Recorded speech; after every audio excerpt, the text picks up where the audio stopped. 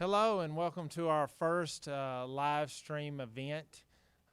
We're glad that you're joining in. We had several questions that were proposed, and we're going to get to all of those here this afternoon. A lot of you have heard the governor's recommendation that in-person classes not start until September the 28th.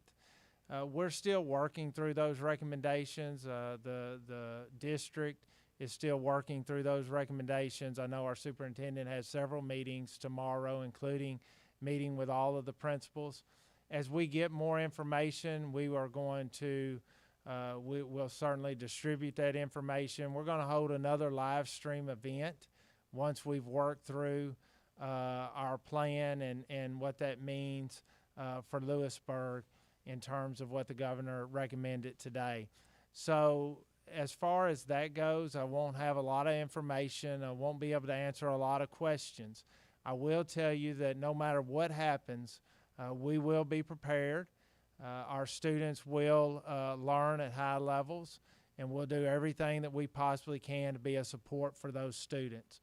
So as we get into things, if the recommendation is that we start virtually, for those parents that decided to choose the in-person option, I would ask that you go to the reopening document and look at the extended school closure. That would be how we would start school if it's recommended by our board and our superintendent to start virtually. The extended school closure section of that school reopening is exactly how we would start our virtual school. In extended school closure, that is for that in-person student. The school is closed for an extended period of time, and it is how we're going to deliver instruction, which could include teachers making videos, uploading videos of lessons, certainly of those priority standards, and it certainly will include Summit Learning. It will include iReady, and it will include Reading Plus and some of those type of programs. So I encourage you to read that, because that will be kind of how we start. For those that chose virtual, you will start exactly like we would always start. We have dates already in place for you to come to take your iReady placement test. We have teachers in line. Ms. Cundiff will be K4. We've got Evelyn Miller doing 5th and through 8th grade. And also middle school, we have Grace Harris and Stacy Stovall that will be working with those virtual students. So those students that chose virtual, not a lot will change for you. I will say those students that are in person, that chose in person but will be doing that extended school closure, if that's recommended, everything that we do will be trying to get you ready to come back for in-person classes. So the pacing will be set so that whenever we do return to in-person, we're fully ready, and it'll be a seamless transition. So the virtual student and the one on extended school closure probably will not be working step and step. They won't be totally in line, because we will be on two kind of different tracks. So with that, I've got my assistant principal here, Christy Lucas, and she's going to start with the questions. If you do have a question, we're here until all the questions get answered. But if you do have a question, the email is there on the side of the screen, I believe. Darren Waldo's email. Email him your question as we're going through, and we'll try to get to it tonight. The first question. My son is in kindergarten this year and has an IEP. And with the numbers going up with COVID-19, I'm not wanting him to come to school right now till the numbers go down. So my question is, will this mess up his IEP in any way? No, the IEP will not be messed up in any way, whether you chose the virtual option or whether you chose in person. The IEP, which is a special education document, will not be affected in any way. We will service those IEPs just like we would at school. We'll do that virtually. Now, of course, in school and in person, there's probably a little more contact and that kind of stuff. And we certainly love having our students here. But in terms of actually servicing that IEP, nothing will change. The accommodations, the services that child gets will stay the same. Okay, our second question. My son will be starting kindergarten. A few questions are, we are out of school district. When can we expect a confirmation in the registration? This is my son's first year there. Will there be an open house or something for him to see the school, meet a bus driver? On the registration, it didn't ask where the child will be getting off and on the bus. My son will be getting off and on at his grandmother's house. What do we need to do about that? So there's three questions there. The first question is about registration and when you'll receive confirmation on the registration. I'll take this opportunity to say that thank you to all those that have registered online. We need the ones who have not registered online to register. There's not a paper option. I know some of you like paper, and I happen to like paper as well, but there's not a paper option. It is going to be online registration. This is a Kentucky Department of Education mandate and deal. And so it's going to be an online registration, and there's no option of us. Do we want to register some, only the returning, or do we have to register everyone? So whether they're returning or new, they need to register. And that's going to allow us to be able to process those registrations to actually be able to get the homeroom set, how many kids do we have virtual, how many do we have in person. All of that needs to be done, but we can't do that without your help. We need for you to go online and register. And if you're having issues, we had a couple of help days here, and we'll offer a couple of more help days. But email Kelly Lewis. She is more than happy to answer your questions, get back in touch with you. She'll call you. She'll get you through the process. We know that sometimes that's a hard thing, and sometimes technology doesn't work. She'll get you through that process. So you'll get confirmation. We just now started processing those registrations. You'll get confirmation that your child has been registered here over the next couple of weeks. If we see a problem, we'll email you. If you don't hear from us, you can assume everything is fine, because if we have a problem with any of those registrations, we will email and contact you to get that straight. In terms of where you want your student dropped off at, if you'll email those requests to Kelly Lewis and CC Darlene Anderson, then we will get those requests sent in, and we'll get that processed and let you know what bus needs to be, what bus needs to be ridden, and all of those kind of things. So those are the people you need to contact in terms of where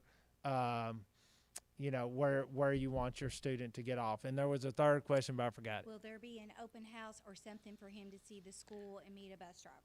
Yeah, right now we're planning on virtual open house, and what that would be is like a Zoom meeting where they'll meet the teacher. We're going to have videos available that's going to show the school and the classrooms and what lunch is going to look like and how you go through everything. We're also going to have a bus video that kind of shows the students what's the expectation is on the bus. They'll meet their bus drivers, meet all the bus drivers at that time. And it's just one of those things that we're going to have to do it more on a virtual level than we're going to be able to have people actually in the school. We want to keep the school as sanitary as we can, and we've done a lot of deep cleaning. So we try to limit the number of visitors that we have into our school for the safety of our students when we actually return. So we'll try to do most of our open house will be online and a virtual option. We will get those dates out. They're actually in our reopening plan, but we also will be sending those dates separately. And they may be on the screen. I'm being told they're on the screen now. So I can't see the screen, but I've been told they're on the screen. So those open house dates, you should be able to see those. I spoke with some parents, and we kind of wondered if we could sign waivers for allowing our children to play together. Yeah, we don't have waivers right now. We have to protect all the students. We're under pretty strict guidelines from the health department, from CDC. And so we really don't. We have to follow the recommendations of the Kentucky Department of Education, our health department, and we have to do everything we can to protect the students and the teachers. And so the guidelines that we set forth in the reopening plan take all of that into consideration. And we are going to try to keep school as normal as possible. We feel like the social interaction is extremely important. And so we want to keep that part of it, but we've got to do it in a really safe way. And so, we've got to mitigate the chances of the virus being spread. And so that's what we're gonna. That's what we'll do. So we don't have a waiver right now for that. Okay, number 4, the only concern and question I have is what are your plans when in-class school starts and a kid gets sick? If my child gets sick and is sent home from school, are you going to require them to be tested for COVID before they return? The reason this concerns me is because I do not plan on me or my kids getting tested unless we need hospital care. We know how much kids get sick while in school, and I will not put them through that every time. I don't even take my kids to the doctor for the flu. It's a virus that has to run its course. So what are your plans for kids returning when they do get sick from anything? Yeah, that's a great question. Appreciate that question. If you look on page 11 of our reopening document, you will see the decision tree for COVID-19 response for students and staff. And so in the first orange box, you'll see if a student or staff member tests negative for COVID, or if they receive a definitive alternate diagnosis, meaning that the child ran a fever, they went to the doctor did not feel like it was necessary to test them for COVID. Instead, they've got an ear infection, or they've got strep throat, or they got the flu, or whatever. And so that's a definitive alternate diagnosis. And so as soon as that child can return to school, they can return. There's no quarantine needed. Now, if a child has a fever or has symptoms of COVID, but chooses not to be tested, whether that be a staff member or student, okay, then they would have to go down to the red box, which says that they have to quarantine for 14 days, and then it gives a list of 3 conditions that they must meet in order to come back.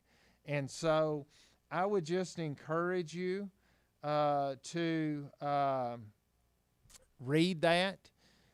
It does say in there that that if they meet the 2 conditions, or the 3 conditions here, and they have been gone at least 10 days, they can return to school. So the 14-day quarantine it may be shortened to 10 days if they met the 3 conditions and they've been gone at least 10 days. So I hope that answers your question. If not, email us a follow-up question. But we will strictly go by this decision tree. This is something that has been approved by the health department. It falls in line with CDC guidelines, and we will not have any wavering on the decision tree. If my student has to quarantine for 10 to 14 days, how will they keep up with their work? Yeah, that's another great question. They will continue, depending on what grade level. They will go to that extended out of school closure So if you go to the extended out-of-school closure part of the reopening plan, and basically what that outlines is that they will continue to do their work in Summit Learning.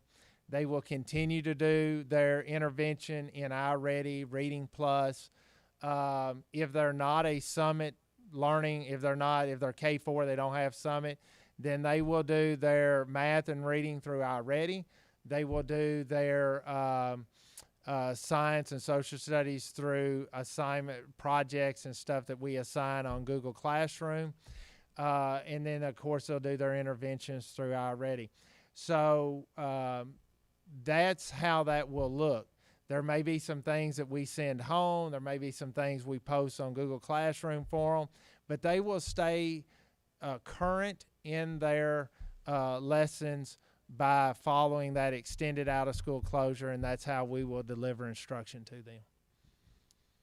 I registered my son for in-person classes. I would like to change that to virtual learning, but the website would not allow me to do so. How can I do this? Are parents allowed to change their mind?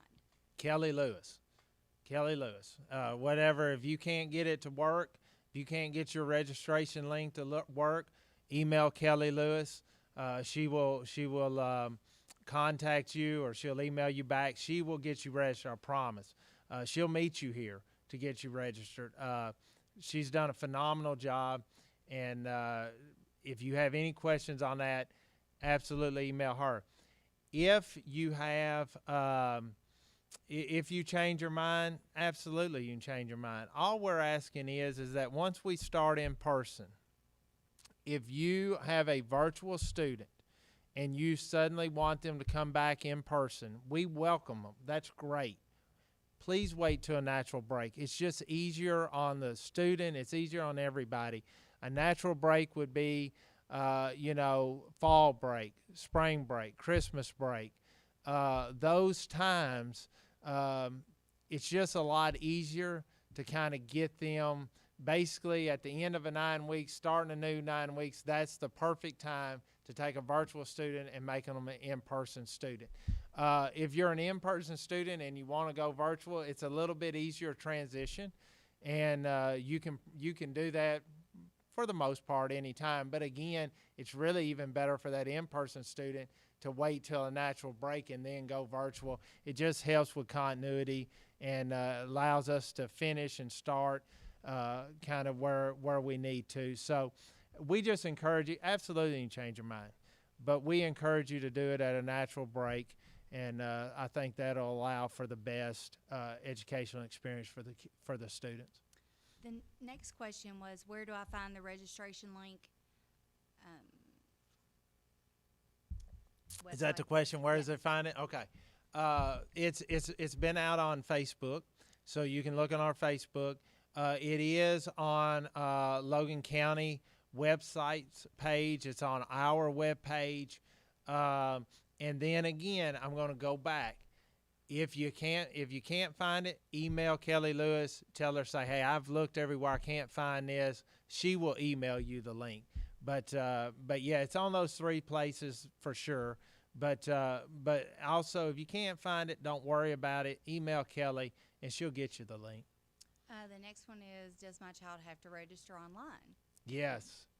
We kind of talked about that. I kind of went off, script there at the very first a little bit, and took one question and talked about it, because registration is so important. I can't stress enough, and I know it's a pain, and I know you think, well, my kid's been here for 6 years, and now they're having to register online. You've got the information. We all understand that, but this is a data bank that's an online data bank. A lot of your schools throughout the region have gone to this previously. All of them are having to go to it now, and I can't stress to you how important it is to register your student online. That's where we're getting, that's the way we're going to know if your student's online or virtual, or they're coming to in-person. That's the way we're going to be able to put homerooms together. I've had questions about when are the homerooms going to get released. As soon as I can get the majority of people to register online, or all of our people to register online, then I'll be able to release those homerooms. But right now, it's such an influx of who's going to be virtual, who's going to be in person. It's hard to put that together. Really need for you to do that. It's going to help us all the way around. The next is, will there be an open house this year, which you've already answered. That's, there's 2 different dates. Yep. Do you have those dates? One was August 24th. That was for the virtual learning students, and for all of K through 4, they each have a separate time. Yep. And grades 5 through 8 are on August 25th, Yep. starting at 5, but each grade level has a different time. That way, if you have multiple, so if you have a student that's in the kindergarten and another student in the 2nd or 3rd grade, you'll be able to attend both open houses. That's why we staggered those times. And I guess Darren Waldo, I must say this, he is producing all of these videos. He's producing this live stream. He is unbelievably talented, very awesome. He came to us last year. We were able to steal him from Warren County. One of the great steals for Lewisburg. I'm just telling you, this guy is unbelievable. And so all of this production and all the things he got, this is all Darren Waldo. Coach Waldo, and so I'm asking behind the camera, are those dates up for that virtual? Okay. All right, so we got those scrolling. So you'll see those dates. It's a really cool thing, and the time. So, and we'll be glad to send those to you if you want to email me. But we'll also be sending that out. We'll be putting it on Facebook. We're gonna put it on Twitter. We'll do it on that one call system that we have. So you'll see that. Will I be able to walk my kindergarten student to class? I think that's one of the most important things. I tell you, I've got a little one. I've got a little one that's in his last year of preschool, and so he'll be coming here to kindergarten next year. And one of the things that my wife really wants to do, and one of the things I think all parents want to do, is have that opportunity to walk their kindergarten to class and that kind of stuff. Unfortunately, with the way things are right now, we have to modify that now. If things change between now and the time that we go in person, we certainly would allow for the first 3 days for the parent to walk their student to the class. But if things stay kind of like they are now and we're in at yellow level conditions, we would have to modify that. So our modification would be for you to park in the preschool parking lot, walk your student across the bridge to the elementary door that's right there across the bridge. Both of our kindergarten teachers will be out there. They're going to welcome the student. They're going to say hello, answer any questions you have. You'll be able to see your student walk in the classroom. At those doors, you can see both classrooms. You'll be able to watch them walk into the classroom. We'll take their temperatures right there. We're going to ask that you wear a mask, but we'll take their temperatures, and then you'll be able to walk them to that door, and then they'll immediately go right to the classroom. So it's not perfect, but it's a lot better than saying no, not at all, and you will at least be able to get them almost to within 5 steps of their classroom. So hopefully that helps, and we want you to be part of this school. We want you to be partners with us, and we understand how important it is for parents to be able to have that time with their little one.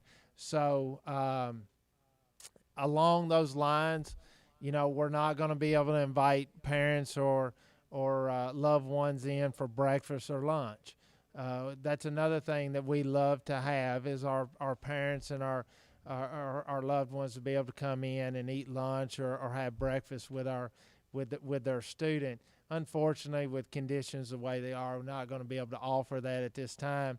But we look forward to conditions improving and being able to get those parents back in our school. Can I drop off food for lunch? For the staff, or who is that? Is that no? No, For the not student. for you. Okay. Oh, I didn't know if it was for me.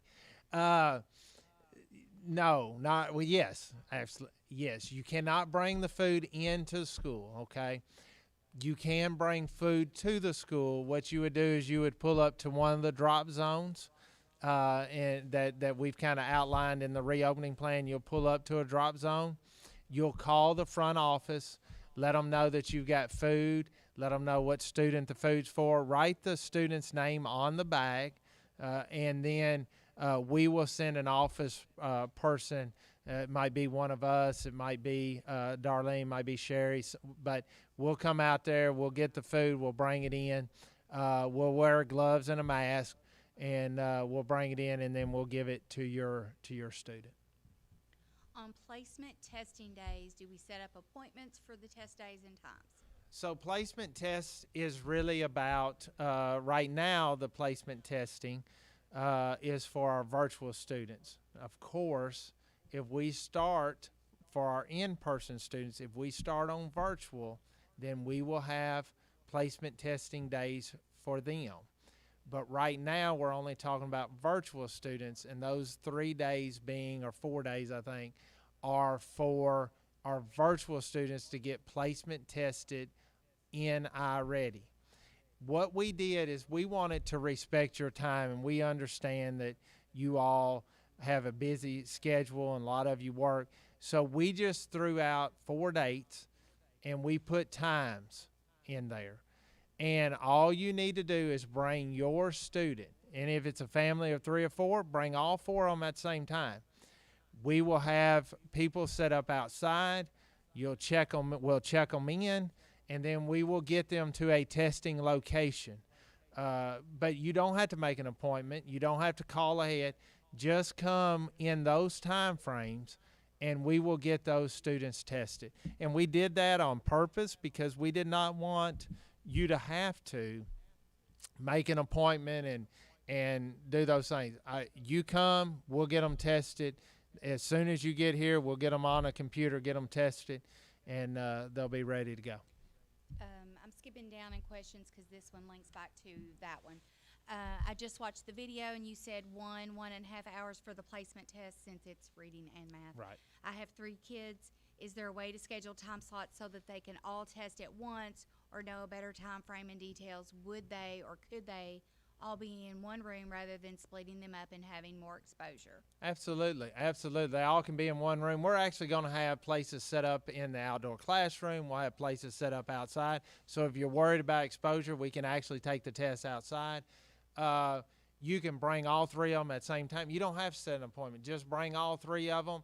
Whenever we check them in and say, I'd really like them to be in a room by themselves so that we limit the exposure, we'll get them in a room by themselves. Or if you prefer they be outside and together outside, we'll have plenty of room for them outside. So all we need you to do is just look at those dates and bring your student during those times. Tell us what your request is whenever you check them in, and then we'll handle it from there. The tripods for phones and USB document cameras, when should these be checked out, and will we be shown how to use them? That was a little confusing. In our reopening plan, we put a reopening plan together that kind of, our audience was both our staff and our parents, because we really wanted to be transparent. We wanted you to see staff expectations. We wanted you to see the kind of equipment we were using as a staff. But by the same token, we wanted parents to have the information they needed. So our audience was both staff and parents. And that section about document cameras and stuff is for our staff. We'll be using those here to make videos. As I said, our teachers will be making videos both for our virtual students and our extended out-of-school students. They will be making videos of the priority standards. They'll be uploading those videos onto the Google Classroom. So you as a parent, if you're having trouble multiplying fractions, you can go to the lesson and say, Miss Hardison will be there, and she will have a filmed lesson with examples of multiplying fractions, and you'll easily be able to hit on that video. You and your child will be able to watch that and then you'll be able to move from there. So we're going to do that for all of our priority standards. So the document cameras and the tripods, all that is so that our teachers have the resources they need to be able to do that. Okay, I'm getting ready to lump a bunch together about Chromebooks. Will Microsoft Student Office Word be needed for virtual learning? If so, is there a student discount or should Chromebooks be checked out? We will use Google Docs. So the Google Suite is what we use. So we're going to ask, and that's free, and they have access to that. So your student has access to that. So we'll ask them to use Google Docs, Google Sheets, all of those kind of things as a replacement for Microsoft Office. When are the Chromebook checkout dates? Those dates are, off the top of my head, somewhere around August 20th. Why don't you give me those dates? I don't. You don't have them? I don't know Okay, them off the top of my have head. Sorry. Okay, are they Oh, scrolling on the Coach is side? so good. Okay, so you see those dates there. They're also in our reopening plan, but I would have to look through it to find it. But those dates are going to be somewhere around August the 20th, 21st, somewhere in there is when the Chromebook checkout will be. And it's probably under the virtual section if I had to guess. Yes. Okay? And I'll try to find them here, but go ahead. You want to ask me The next one says, we're going to be out of town every day that the Chromebooks are able to be checked out. Can I schedule another time to check them out for my children? Yes. So Chromebook checkouts is August the 21st, 24th, and 25th from 9 to 11 and 4 to 5 p.m. So you can check them out. Now, if over the course of the next few days it is announced that we are going to start all students on online learning for all students, those will be the dates that anybody can come check them out. But if we are going to start in person, then of course that would just be the checkouts for the virtual students, because in-person students would have their Chromebooks when they come here. So we'll just have to watch here over the next few days, see what is decided at a school and district level, and then as I said, we'll get more information on that. But you will have August 21st, 24th, and 25th. If you cannot make those dates, simply email Christy Lucas or Kelly Lewis and let them know that you're going to be gone those days, and they will, and what days you'll be around, and they will personally set up just a time that you can come. We'll check the Chromebook out. Remember, it has to be a guardian has to sign for it. There will be a Chromebook checkout contract that needs to be signed, but that has to be signed for a guardian. So you can't pick it up for a friend. The person that's actually the guardian of that student has to sign for that. Does the school have enough Chromebooks readily available for each student enrolled, or is there a limited number of Chromebooks that can be checked out? Well, right now we have enough Chromebooks, just like we did in the spring.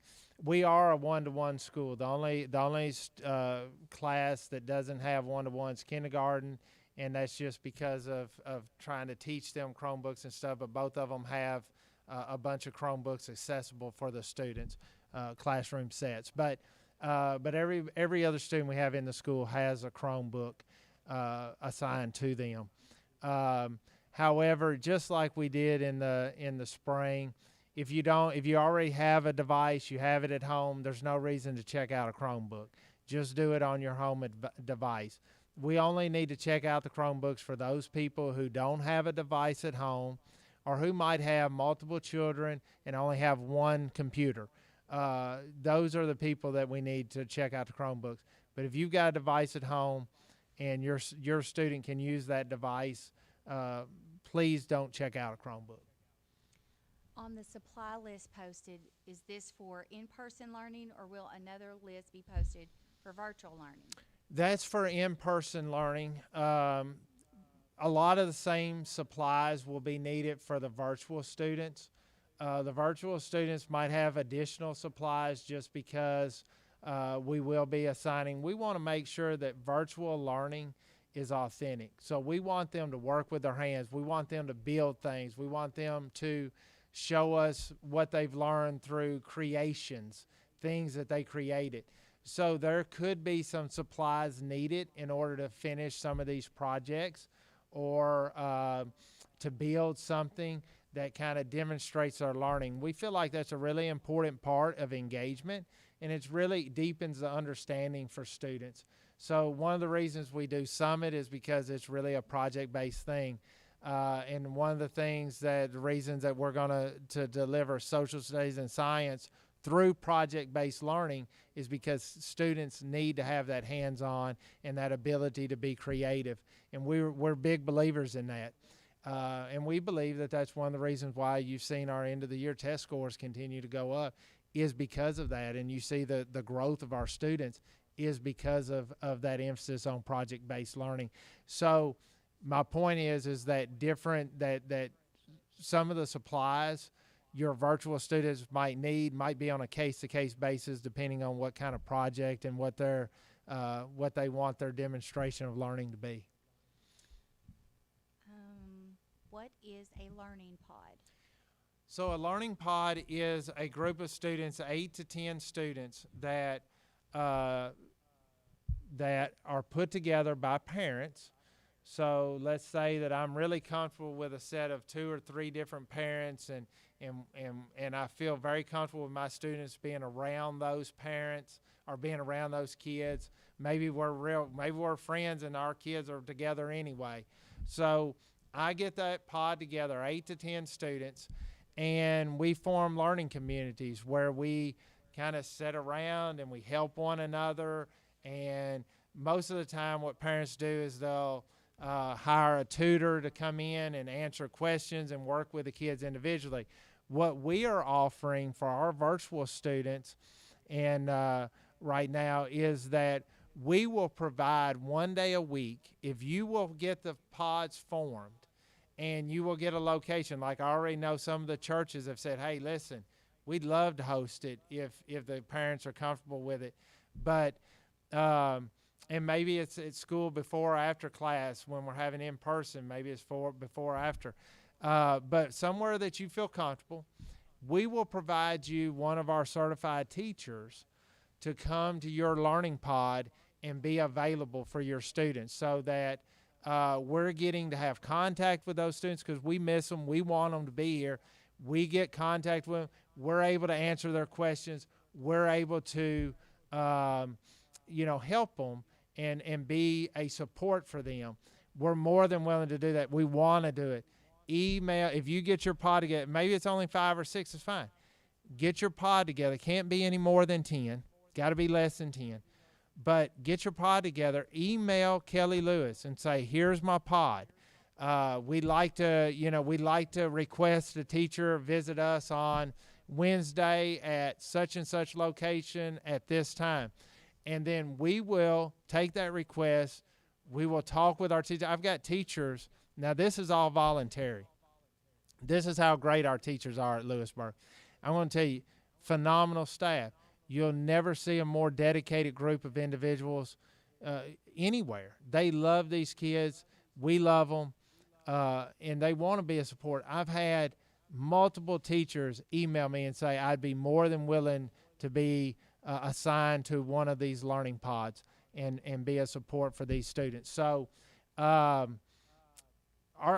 teachers, they're up here late. They come early. It's not about, for them, it's not about anything except growing that student and loving and supporting that student. So I've got teachers volunteering to do it. But we will take your request. We'll talk with our teachers. We'll try to get volunteers, and we'll assign a teacher to your pod, and then they'll meet you at that time. I may have missed this somewhere, but how will we know who the homeroom teacher will be? There are several about that. Yeah. So We're planning on releasing that early next week. I think on the 16th or 17th is kind of when we're looking at releasing. Again, we've been a little slow with the online registration. Because of that, it has slowed us down into who's going to be virtual, who's going to be here, and that has a big impact on what homerooms that we put kids. We've got to know who's virtual. We've got to know who's in person before we can really put a accurate homeroom list together. And the last thing you want to do is put out a list and then all of a sudden have to change the list right before school starts. So be patient with us on the homeroom teachers. We're trying to get everybody registered. We're trying to get the online registrations or trying to get the registrations processed. And from there, we'll be creating those homerooms. How do I make sure my grandson is listed for in-person classes? If you have any question about that, email Kelly Lewis. Ask her, just put your grandson's name or whoever it is, names in there. Say, I just want to double check that they're in person, virtual, and she will get right back with you. If my daughter does virtual academy, will she still be eligible for breakfast and lunch plan of some kind? Yes. In fact, the district just released their meal plan for virtual students. We'll be releasing a video that kind of goes into more detail about exactly when the pickups are and all that stuff. But the short answer to that question is yes, there will be a meal option for virtual students. Will the middle school still release at 1 on Friday, or will they go every day until 3? Yes. No, we still have the 1 o'clock release time on Fridays. If we have an extended school closure, how will virtual learning be done for preschool and kindergarten? So our virtual students or extended school closure students, okay? So the ones that choose virtual, extended school closure students, that's a little harder for preschool and kindergarten. I have a preschool son, and it is a hard thing as a parent to get them to focus in while they're at home to do virtual learning. One of the things that our kindergarten preschool teachers will do is they will start off each day. So they will have an introductory video. So let's say it's Monday. Miss Macy will get on and say, "Good morning, class. It's a great Monday," and they will go through their routine. Okay, so she'll probably send out a Zoom link. She'll record it in case you can't be on the Zoom, and she will go through that Monday routine.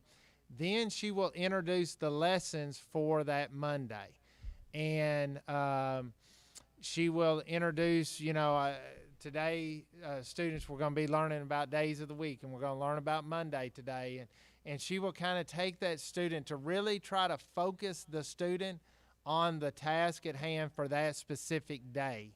And we're going to try to keep our students kind of moving forward in that way. Of course, our teachers will be available for questions and to help. There is an opportunity maybe to form some learning pods even for our extended school closure students. That'll be, again, in-person students that were not able to come in person or were quarantined or whatever. There may be some opportunities to do learning pods for those students as well. Again, we'll announce that as we move forward. One thing I want to say that reminds me, because there was a question that I had about when is the work due for a virtual student. We put that work due on Sunday afternoon, and you'll see that in your school reopening plan. So each week, all the assignments are due on Sunday afternoon. The reason we did that is because we want to give parents the opportunity to work with kids over the weekend. We know you work, and so at least that, instead of saying Friday at 3, Sunday at 3 gives you a little opportunity to work with your students on the weekend. How often will students be given mass breaks? We're asking our teachers to do that quite often. Honestly, during the school day, we have set up our classrooms, and we're only able to get 11 students in there doing 6-foot distancing. So during the actual instruction part of it, having students in there without masks is going to be tough. I've asked our activity teachers when they go to health or guidance or library or music, that we, since those are bigger classrooms, that we get the kids 6 foot apart and we allow them not to have their mask on during that part and during that time. We're asking teachers to give them some breaks outside so they can go outside, take their mask off, and be 6 foot apart. And we're trying, and we've asked our teachers to give them some brain breaks to where they can go outside for brain breaks and take their mask off for a short 5-10 minutes. So we're going to do that as much as we possibly can, because we understand wearing a mask all day is not fun for everybody. It's a necessity right now, but it's not fun. And we want to make sure that we give our students the breaks they need. Well, there are several, again, about open house, set times, and meeting the teachers, which those are the 24th and the 25th, and everything, all the information is on there. And we'll be able to, and you'll meet the teachers. You'll just have to meet them through Zoom, but you will meet them. And I promise you, as soon as this thing is over and as soon as we can have visitors into the building, we will have an open house. I think in-person meeting is important. We've got the parent-teacher conferences coming up on November the 2nd. I think in-person is really an important aspect. And as soon as we can do it, we're going to do it.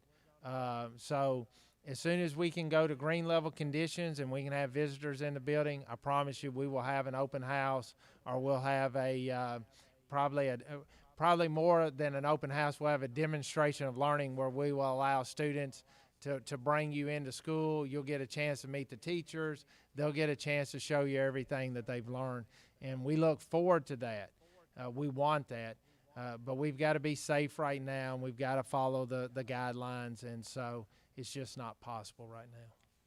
My student has been going to Lewisburg for the last couple of years. Do I still need to register online? Please. I know we're getting a lot of questions about that, and people are emailing in, and we're getting a lot, because I know it's confusing, and people have gone here for a long time, and now they're having to register online. I understand the frustration, but we have to have you register online. We have to build that data bank. It's a Kentucky Department of Education mandate. It just has to be done. Will school be pushed back to September after the announcement today by the governor, or will the Lewisburg keep the start date of the 26th of August? That, again, the school calendar is set. It is set by the superintendent and the Board of Education. So the board has to approve any school calendar. I know our superintendent has been in meetings all day, and one of those meetings was with the governor. I also know that he will be working with the Board of Education to come up with a plan that meets the conditions outlined by the governor. We will have more information on that moving forward. Right now, we're just not at I'm not at liberty to really talk about it, and a lot of it I just don't know right now. But we will have an announcement soon. We're honestly planning on maybe having another one of these live stream events, either Friday or early next week, that we will be able to talk more about how school is going to reopen, dates that it's going to reopen, exactly how all that's going to happen for our students that chose in person. How will we be notified that a child or a school employee has tested positive? We the way that will work is we will notify the health department and our people at the district office, our superintendent and the people at the district office that have to be notified. The health department will do the contact tracing, and they will go through their investigations in terms of that. And once they have done that and they've notified the people, then we will notify parents just to let them know that we've had a positive case, but that the health department did not feel like that their exposure warranted them being quarantined or did not count for, their definition of an exposure to it. So the first thing we're going to do is we're going to let them do what they have to do by law and what they're supposed to do, and we're going to let them work through their process. We're going to let them tell us who has been exposed and who hasn't, and then we will make notifications on the back end once they have done their work. The next two. And that will be done very quickly. We understand the time frames of that. They understand the time frames. This will be done very quickly, but we also are bound by, by law and regulation, and so we have to let them work through that. The next two are about notifications about exposure. What are the criteria for notification? For example, a case in the school or only one you think had contact? And will we be notified even if you think they weren't in direct contact with our child? We will be able to notify grade levels. So let's say that there is a case in the first grade, or a teacher in the first grade, or the first grade, let's say there's an activity teacher that had it in first grade, went in there, then we would be able to notify you of that once that we have worked through our process, notifying the health department doing contact tracing, notifying our district, them, so basically our district and the health department are going to come together to do the contact tracing and to work through the steps, them telling us who is by definition exposed and who is not, then we would be able to notify those students in that grade level that would have had that exposure. I would not be able to notify, if it happens on the first grade end and then a middle school student, you wouldn't notify all around that. Then you're starting to get into a little bit of some areas of gray there. So we would be able to notify those students that were maybe not exposed, but they were in that vicinity. Will everyone who works at the school be wearing masks? And then it says everyone. If a school employee claims a medical exemption, are they still allowed around children or assigned to a task away from children? Anytime that a teacher that any staff member, any adult in this building will be wearing a mask. If there is a medical exemption, there could be an option to wear a face shield. That's might be possible, but more than likely, what we would do if there's a medical reason, and that would be again determined more at a district level after that teacher does that. But if that was determined, then they would probably be assigned away from students. We would have to talk, and the reason I say probably is I would need to speak with the health department in terms of whether or not a face shield would be allowable for that teacher. But I'm going to be honest, right now we don't have that issue. All of our teachers, anytime we've been around, they've wore a mask. Teachers are more than willing to wear a mask. Any adult in the building will have a mask on. So you don't have to worry about that right now. Since the governor has issued his recommendations for schools in September, can we still start online classes in August? Or will the kids fall behind, suffering a larger summer slump for being out of school for so long and then have to cram everything in for a shorter school year? Will this mean that the school can extend into June? I have no problem with school in the summer if it helps the children learn at a normal pace. Yeah, that's a great question, and I understand with the governor making his announcement today that there are so many questions. Our staff, you wouldn't believe the number of text messages I got from the staff. Have you heard? What are we going to do? Because I'm going to tell you something. Our staff wants to go back to work. They do. They want to see the kids. They want everybody to be safe.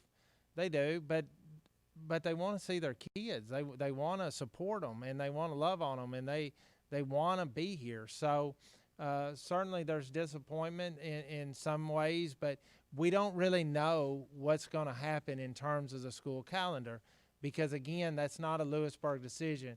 That's a superintendent, Mr. Mullins, who I promise you is working. That he hasn't taken a day off. He is just working. And we've got such a great district staff. I'm gonna be honest; they're really good, and he's excellent. And I promise you, he's gonna put students first, and their safety and the safety of our staff is at the forefront of his mind every day. And so he's gonna look at the school calendar. He doesn't want school to go into June or July. He doesn't necessarily want to continue to delay school. I can tell you that, but he'll do what needs to be done, what's in the best interest of the students, what's in the best interest of the staff, to keep everybody safe, because he loves this community and loves Logan County Schools. So we've got to give him time to work through the calendar. And for the Board of Education to approve the calendar before I'm really able to say what will or will not happen. Anything that I said right now would just be a guess, and in the current environment we're in right now, me giving you a guess is probably not the best thing to do. So let's give them some time to work through the process. The only thing that I will say, no matter what the school calendar looks like, and no matter whether we start in person and he's ready to start in, or we're start with everybody online, I'll promise you we will be ready to go, and we will have resources and support available to you.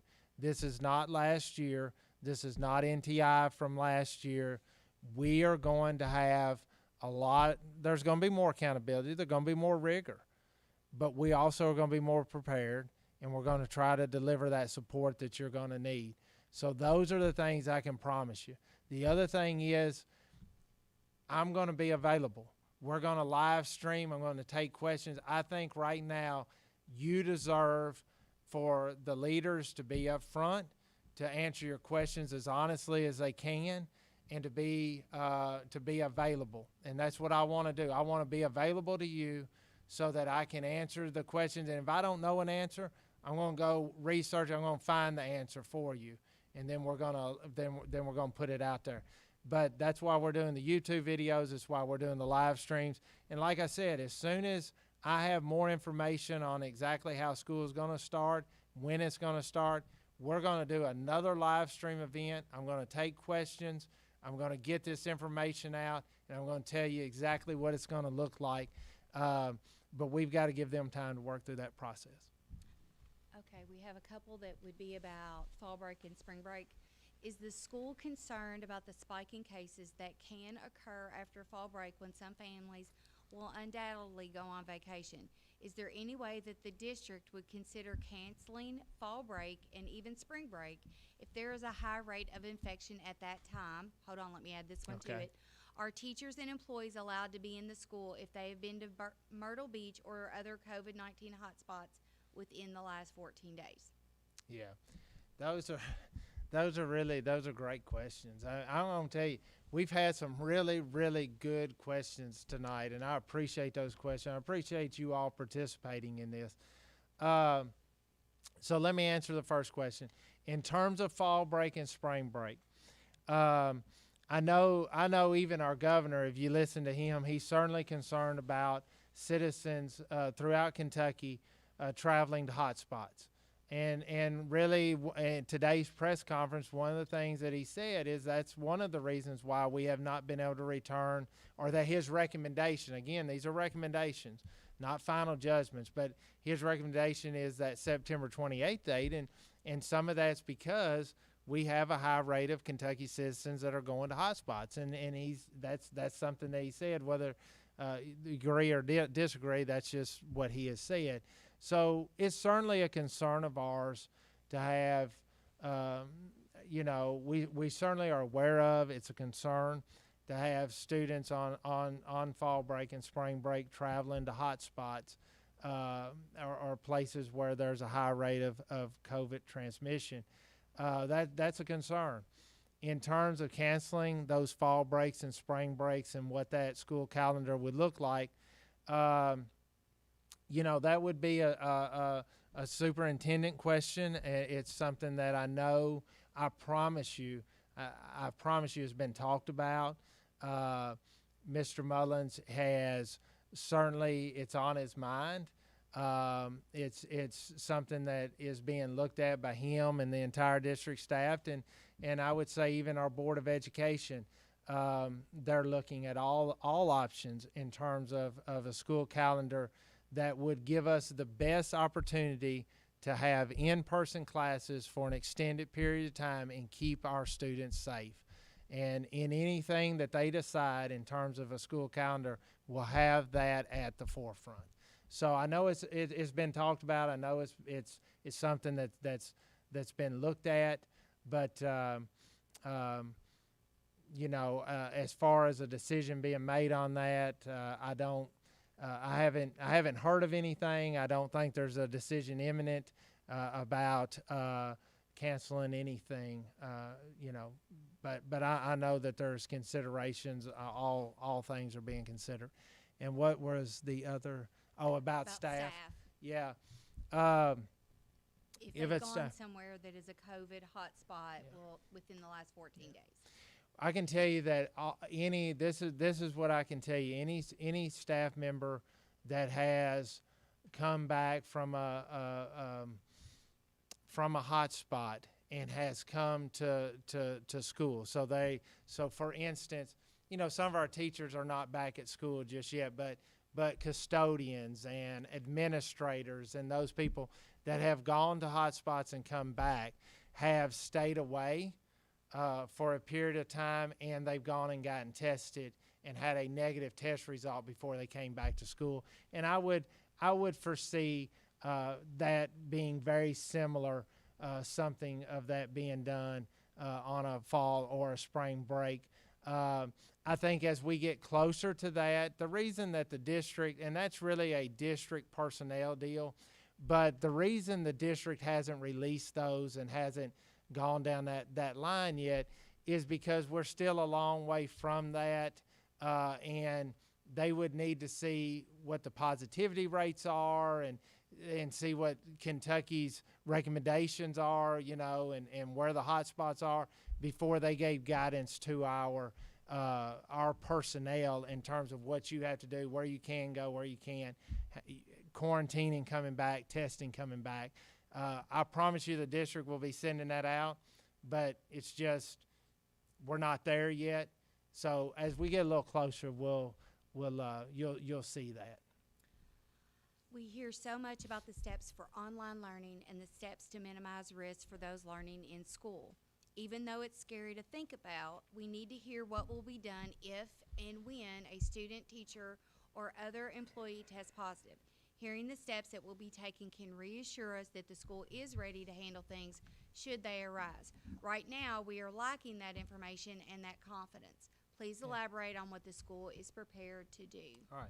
So if we have a student or a staff member test positive for COVID, okay, first of all, let me tell you this, that we will be taking the temperature of every staff member that walks in.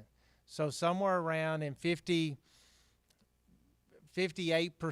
of the time for children, for students, that's about 58% of the positive COVID cases in children. One of the symptoms is fever. It's easy to check, so we check that. It's a little higher rate, my understanding. I'm not a doctor, a medical doctor. So you can check my facts, but a little higher rate in terms of that being one of the symptoms for adults. So we'll be checking the temperature of every adult and every student that comes into this building.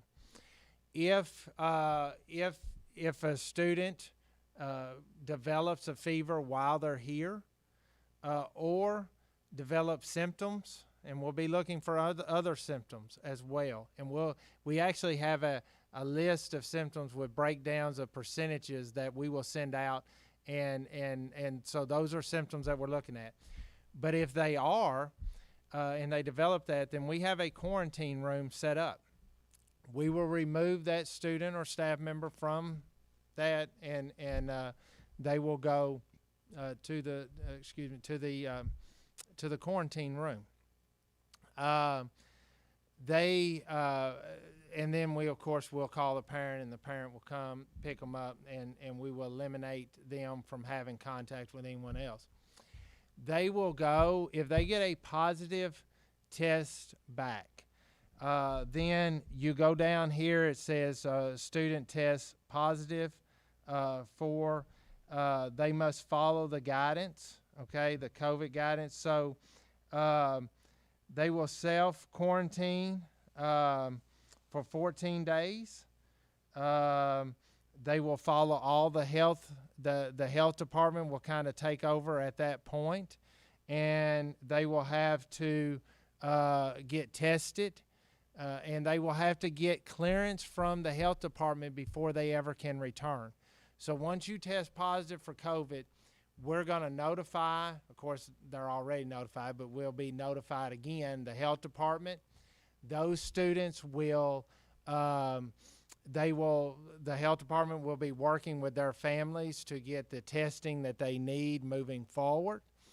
They will have to meet the guidelines of the health department, and the health department will have to send us a letter saying that that student is ready to return to our school and symptom-free before they can ever return to our school. So, we're going to follow every single guideline there is through the health department. The health department will have to clear that student before they're able to return. With the new recommendations, it looks as though we may be starting all virtual. Will teachers be available after 4 p.m. for the working parents? My student will be in care of an older sibling that will be working on their high school work. One of the things that we'll announce whenever, if that comes to pass, is we are not only going to have teachers available after hours, and they'll post their office hours, and part of that will be some after school office hours. We also will have the learning pods, as I mentioned, and we've even looked at if there's some interest in some Saturday school, allowing some learning pods to come for maybe an hour during Saturday. So maybe we have 3 or 4 sessions to where we allow students to come in groups of 8 to 10. Again, we're going to have to look at the recommendations from the governor. We're going to have to work with our health department in what we can and can't do, and we'll have to receive guidance from our district office. But those are some ideas just that to reassure you that we will have support for those students, and there will be after hours that'll be available. We have a couple that are about the start date, so I'm just going to kind of lump them together. Mm-hmm. Is the start date going to be postponed due to the governor's suggestion, which I know you've kind of already elaborated on? Will the governor's mandate today, do you anticipate a start date changing or online to start school? What can we expect? Since the new recommendation for the governor is to wait until September 28th, if the school system decides to wait and I've signed my child up for virtual academy, will they still start in August, or will they be delayed as well? Okay. Let me answer the last part first, and then I'm going to have you read the first part again, because Okay, I need to get it that. was a lot. All right, so the last part is will all the students, whether you sign them up for the virtual academy or in person, everybody will start at the same time, which will be set by the district. Yep. Okay. And everybody's just still wanting, I mean, that's the big question, when are we starting? But you've already told them that is a superintendent board question, and they are working on that now. And we're going to get those answers very soon. I promise you, you're going to get those answers here really, really soon. You know, like I said, he's been in meetings all day. You're going to get those answers here really soon, and I'm talking within the next little bit, you'll get some answers. Will the in-school students go to school 5 days a week? Yes. Will students going into 5th grade get a locker? Yes. Will middle schoolers switch classes this year? Now we will, yes. Yes, the middle schools will get, Christy, Miss Lucas always goes she's always speedy. very speedy. 5th grade will get a locker, but we will limit the number of times they can go to their locker. Middle school will get a locker, but we're limiting the number of times that they can go to the locker. I think it is good practice. If the student doesn't need to bring anything, or they can, we need to limit what they bring to school. We need to limit what they put in their lockers, those kind of things. So help us with that. But they'll have an opportunity to be assigned lockers, but they will be limited. They'll only be able to visit those lockers 3 times, once in the morning, once at lunchtime, and then in the afternoon when it's time to go home. All right, so what was the other question? You just answered them. Okay. Is there someone I can contact to help us find a learning pod for my child, possibly with kids around our age? If you do not, if you have a student and you don't have a learning pod, but you really like that idea and you would love to get them involved with others, we have no problem with you emailing Kelly Lewis, because she doesn't have a lot to do. She's sitting over here, so she's I'm the no learning the pod things. person. Oh yeah, that's my me. fault. Christy Lucas is who you need. So if there is someone who maybe you don't have 8, or you don't have, you don't know who to kind of get in this pod, email Christy Lucas. And if we get, we have 7 or 8 other people email us looking for ones, we can put you all together and form a learning pod that way. That would be, so just email her and we'll work to get you in. Or if somebody sends us a learning pod, we'll send and say, hey, do you mind if we add this one? But we'll work to get you into a learning pod that way. Without open house, how will my 2nd grade student know where to go when I drop him off? Well, we're going to do videos. We're going to have YouTube videos, and we're going to show all of our students, this is how car drop-off's going to be. Here's where you go if you're a 2nd grade student. Here's where you go if you're a 1st grade student. We're going to take you through all of that on a YouTube video. So they're going to see us go through, and we're going to have our staff kind of pretend to be students, and they're going to come through the doors, and they're going to show them step by step exactly what all is going to happen and what's going to occur once they get here. Can my child wear a face shield instead of a mask? We as a district are saying that the student needs to wear a face mask or a shield. We would prefer masks, but we are allowing face shields for students. Will all people working at the school have to be tested before school starts? Now, I will go back and say that if we're doing a face shield, it would need to be for an extenuating circumstance. There would need to be probably some sort of, reason that we're doing that. Otherwise, we would prefer to have the mask. Well, and I know nobody can see what I'm doing right now, but even the face shield, am I correct? It has to go all the way down to the neck. Yeah, it has to go all the way down. There will yes, be no absolutely. open spaces. No, there can't be any open has to be spaces. Closed over the nose. Yes, that has to happen. And like I said, there would need to be an extenuating circumstance, not just I prefer to do this and that, but if there was some sort of medical reason or there was some sort of extenuating circumstance, reach out to me and tell me what that is, and we can work with you on that. Will all people working at the school have to be tested before school starts? That's not nothing that I'm aware of right now. We're not having anything to where all the staff members have to be tested. I'm not saying that wouldn't come down the pike. Again, those type of personnel decisions are decisions that would be at a district level, and there's nothing that I'm aware of right now where the district is mandating all the teachers get tested. I've got one more. Okay. The only question that I have is how to opt out of text messages and voicemails. Well, we are on a new system, and we just now got the new system, and we're kind of working through that. And in fact, we sent something out today that went to the whole district. So And Auburn did the excuse same us. thing last Yeah, and week. Auburn did the same thing. So we're working through that, and as soon as we can tell you how to opt out now, I will say that the absence where you're getting phone calls because your child is absent, there's no opting out of that. But in terms of opting out of the one calls, then I'll have to find out. We're actually getting trained on that here in the next week or two. I'd find out. We'll send out a message.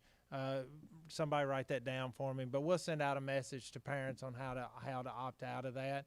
I will say that a lot of reminders come out, school closures, a lot of that stuff will come out through that.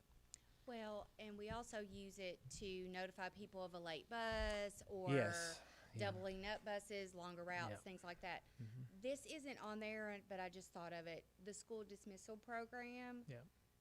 I know we're going to Yeah, do a we're going to video have a share different. out. Yeah, we're going to have a different program. If you've read the school reopening plan, you'll see that we're going to have a new school dismissal manager is what it's called, and basically it's going to be an app. We will train parents. We'll have YouTube videos up, but it's going to make things a little easier for you whenever you line up for a car rider or a car pickup line. It's going to make it a little easier. It'll make it a little easier for you to send bus notes.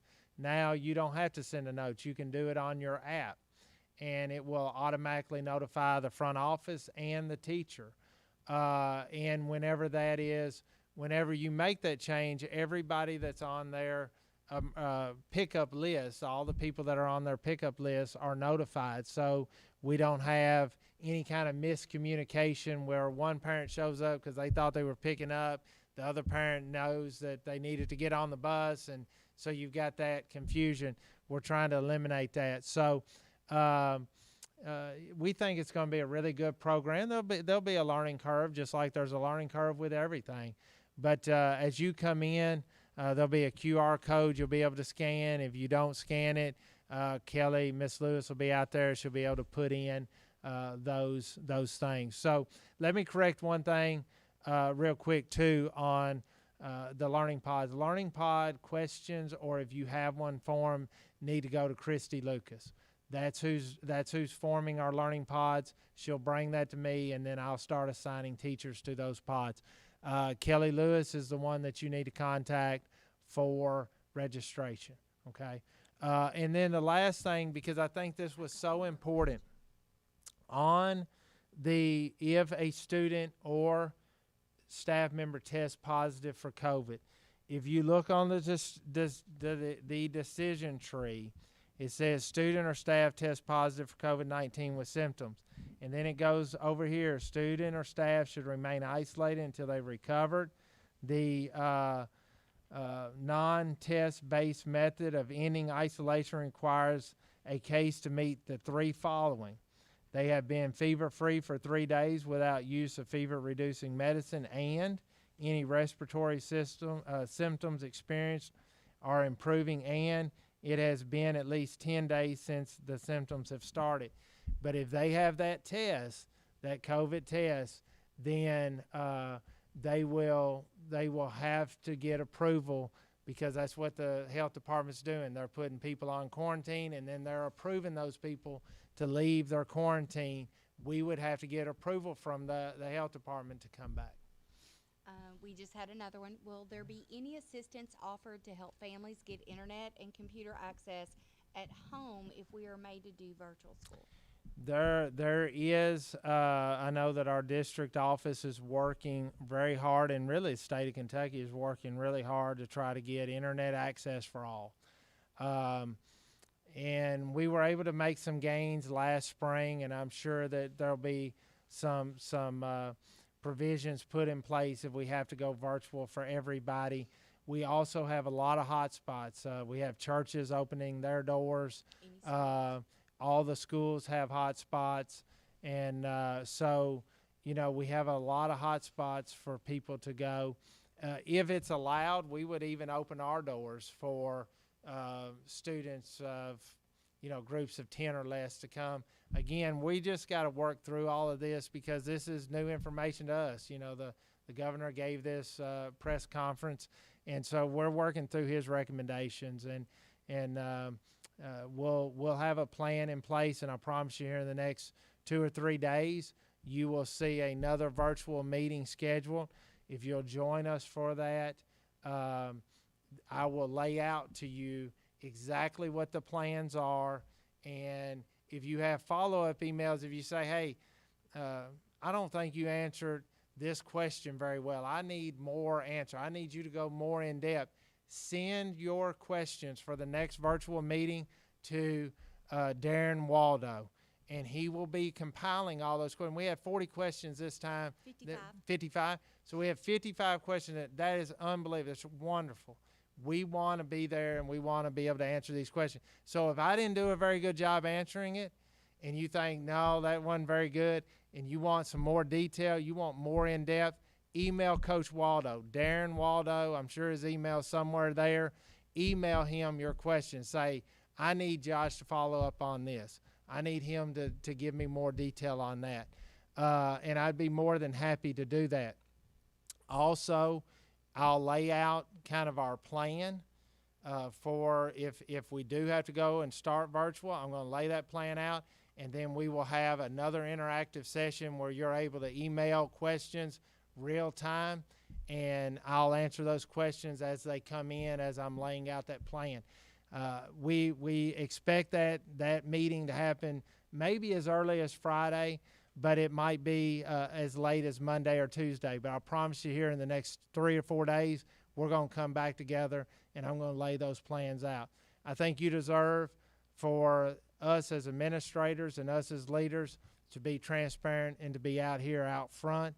I want to be that person for you, and I want to answer those questions for you. And I can't wait till we come back together again and you send me some more of those. And we had such great questions. But send me some of those questions, and we'll get everything answered. And I'll stay as long as it takes to answer your questions and hopefully to give you some clarity and to get you to feel comfortable with what's going on. Thank you so much for joining us. Thank you, Christy, for reading the questions. She's done a great job. It's been here side by side the whole time as we put this together. And thank you, Coach Waldo, for all you've done in terms of producing this. And thanks to Kelly Lewis for all she's doing with registration and all that kind of stuff. Sherry and Darlene are always great. They're always here every step of the way, and I never want to leave them out. And big shout out to our food service, who have done an absolute amazing job feeding our kids, and our custodial staff, our custodians who have done unbelievable job in the for our school and getting it clean. Our bus drivers delivering the food, family resource, man, all the things they've done with signage and food and all the things they've done. So much of a team effort. It's unbelievable. But I'm very lucky. I get to be principal at the greatest school, the greatest school in Kentucky. I get to be principal of it. It's pretty amazing thing. So anyway, thank you for joining us, and I can't wait to see you again. If you have any questions, please email Darren Waldo, and we'll get those answered here in the next 2 or 3 days. Thank you.